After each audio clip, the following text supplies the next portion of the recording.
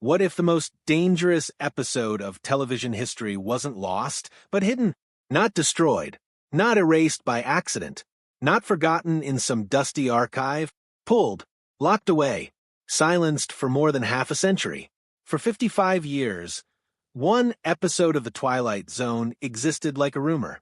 Fans whispered about it. Bootleg copies passed quietly between collectors. Some believed it had been exaggerated. Others thought it must have been truly offensive if a network chose to pretend it never existed. Then, decades later, it resurfaced, uncut, unapologetic, still unsettling. The episode was called The Encounter, and the story behind why it vanished may be more disturbing than the story it told. To understand how a 25-minute black and white television episode could become one of the most suppressed entries in American TV history, we have to step back into a time when television was both entertainment and battleground. Entering the Zone, a show that said what others couldn't.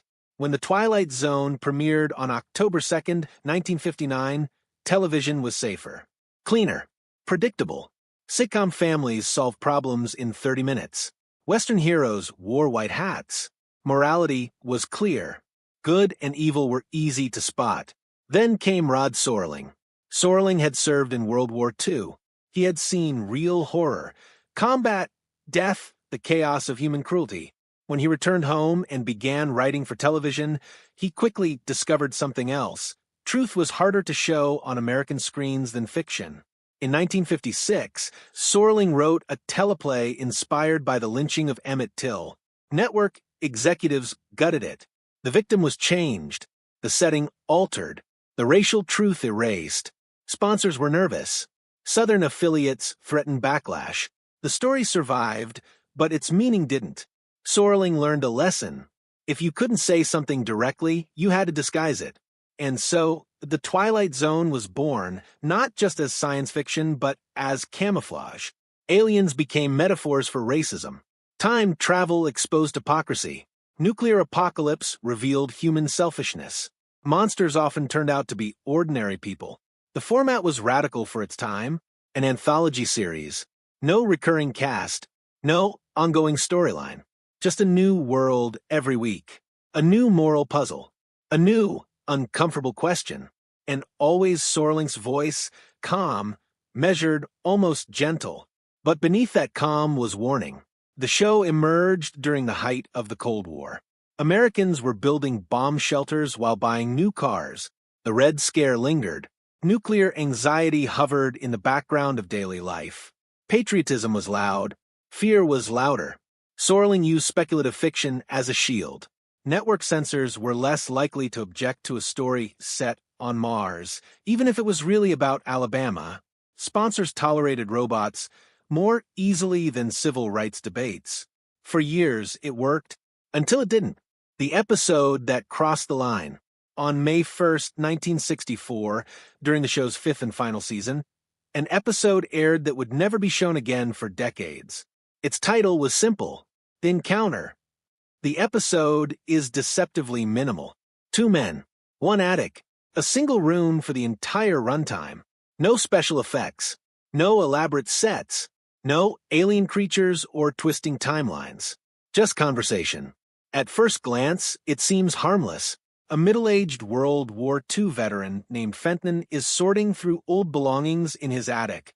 Among the clutter sits a samurai sword, a war trophy he claims to have taken from a Japanese soldier. A young Japanese-American man named Arthur arrives looking for work. Fenton offers him a drink. They talk. At first, it feels almost friendly, awkward but civil. Then something shifts. Fenton begins reminiscing about the war, about killing, about the sword. His tone grows sharper, more defensive. He tells stories that sound less like heroism and more like confession. Arthur stares at the sword with unsettling intensity, and then he says something that changes everything. His real name isn't Arthur. It's Taro, and his father, he claims, was a spy for Imperial Japan, someone who helped plan the attack on Pearl Harbor. The air in the attic tightens. What follows is not a supernatural showdown. There is no ghost, no visible monster, no confirmed curse. Instead, Paranoia creeps in. Fenton grows suspicious. Was this young man sent for revenge? Is he possessed by the spirit of the sword's original owner? Is the attic itself closing in on them? Arthur becomes volatile. He speaks of honor, of inherited guilt, of blood. The sword becomes more than metal. It becomes history. And by the end, violence erupts, not as spectacle, but as inevitability. Two men, both trapped, both shaped by war, both unable to escape what was done and what was believed. Why? It was too dangerous. The episode aired once. Immediately, complaints flooded CBS. Asian American advocacy groups were outraged at the suggestion that a Japanese American character's father had been a traitor. In 1964, the United States had not yet formally reckoned with the internment of over 120,000 Japanese Americans during World War II. Most of them were citizens. None were convicted of espionage. They were imprisoned because of their ancestry. To imply that disloyalty had existed, even in fiction, felt like reopening wounds that had never properly healed. At the same time, other viewers claimed the episode was anti-American. Fenton, the white veteran, is no hero. He admits to killing a possibly unarmed soldier. He is haunted, unstable, consumed by shame. There is no patriotic clarity, no moral reassurance, no comfortable resolution. And that may have been the real problem. Television, in 1964, preferred villains and heroes. Clear lines, clean endings. The Encounter offered none. So CBS made a quiet decision. When the series entered syndication, the episode was excluded. When home video releases came decades later, it was skipped. It did not appear in rerun marathons. It was simply absent. For over 50 years. The complicated truth at its center. What makes the episode even more layered is the actor who played Arthur, George Takei. As a child, Takei had lived in an internment camp. He remembered soldiers arriving at his family's home, remembered barbed wire, armed guards, his parents losing everything. He was 5 years old. That history shadows his performance. Whether viewers knew it at the time or not, the emotional undercurrent was real. In the episode, Arthur's confession about his father's espionage is never confirmed. It hangs in ambiguity. Is he telling the truth? Has he internalized blame? Is he confronting Fenton with a distorted version of history to force him to face his own guilt? Sorling refuses to clarify. That ambiguity is the heart of the story. Both men are victims. Both men are aggressors. Fenton carries the trauma of war, but also the guilt of violence. Arthur carries the trauma of internment, but also the burden of inherited suspicion. The sword symbolizes more than a trophy. It represents violence passed down, history that refuses to stay buried, shame that mutates across generations. The attic becomes symbolic too, a cramped space filled with relics no one wants to examine closely. In many ways, the episode was not accusing one side. It was accusing war itself, and perhaps accusing the nation for what it chose to remember and what it chose to forget. The long silence. After 1964, the encounter faded into near myth. Some fans barely knew it existed.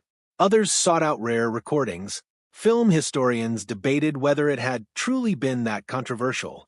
Then, in 2016, something unexpected happened. The episode aired again during a marathon, uncut, no alterations. For the first time in 55 years, audiences saw it as originally intended.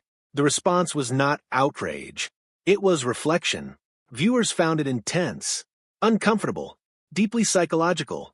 Some called it one of the strongest episodes in the series. Time had shifted perspective. What once felt inflammatory now felt necessary. Why it matters now. The power of the encounter is not just historical. It feels contemporary. In recent years, anti-Asian hate crimes have surged. During the COVID-19 pandemic, Asian Americans were blamed, harassed, assaulted, treated once again as foreign threats regardless of citizenship or history. Fear found a target. History echoed. The dynamic between Fenton and Arthur doesn't feel trapped in 1964. It mirrors a pattern. Suspicion, scapegoating, inherited guilt, defensive nationalism. The episode forces a question that remains uncomfortable. How quickly does fear turn neighbors into enemies? Sorling understood that trauma doesn't vanish just because time passes. It lingers. It mutates. It hides in cultural attics until something disturbs it. And unless it is confronted, it repeats. The U.S. government formally apologized for Japanese-American internment in 1988, over 4 decades after it occurred. Survivors received symbolic compensation. The apology acknowledged race prejudice, war hysteria, and a failure of political leadership. But apologies do not erase memory. Stories like the encounter keep memory alive. Not neatly, not comfortably, but honestly. Censorship then and now. The encounter was not the only episode removed from circulation. Other Twilight Zone entries vanished for legal disputes or licensing issues. But its disappearance stands apart because it wasn't about paperwork. It was about discomfort. And that debate continues today. Streaming platforms remove content deemed offensive. Audiences argue over cancel culture. Networks weigh artistic expression against public backlash. The central question remains the same. Who decides which stories survive? Sorling once described his job as the art of self-censorship. He knew how often writers had to dilute their message to pass sponsor approval. Even within science fiction, he was walking a tightrope. The encounter may have stepped just slightly too far. But sometimes stepping too far is how art evolves. The Twilight Zone never really left. Modern shows like Black Mirror and Severance owe a clear debt to Sorling's blueprint.